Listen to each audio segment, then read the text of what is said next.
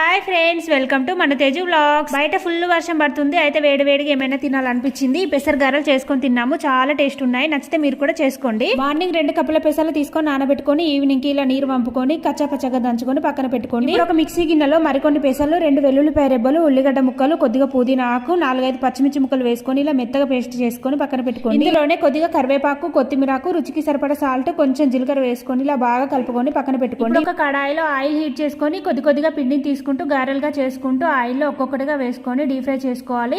గారెలు ఈవెన్ గా ఫ్రై అయ్యేటట్టు తిప్పుకుంటూ ఫ్రై చేసుకొని ఇలా బ్రౌన్ కలర్ వచ్చిన తర్వాత ఈ గారెలన్నీ తీసి ఒక జల్లి గిన్నెలో వేసుకోవాలి. ఇప్పుడు చిట్టి గారెల కోసమని కొద్దిగా పిండి తీసుకొని ఇలా ఆయిల్లో చిన్న చిట్టి గారెలాగా వేసుకోవాలి. ఇవి కూడా బ్రౌన్ కలర్ వచ్చేంత వరకు ఈవెన్ గా ఫ్రై చేసుకుంటే సరిపోతుంది. చిట్టి గారెలు రెడీ. ఇంతే అండి, చాలా సింపుల్ గా పెసర గారెలు చేసుకోవచ్చు. ఈవినింగ్ స్నాక్స్ లాగా చాలా బాగుంటాయి. వేడివేడిగా తింటే ఇంకా సూపర్ గా ఉంటాయి. మీకు కూడా నా గారెలు నచ్చితే ఒక లైక్ కొట్టండి. నా ఛానల్ సబ్స్క్రైబ్ చేసుకోండి.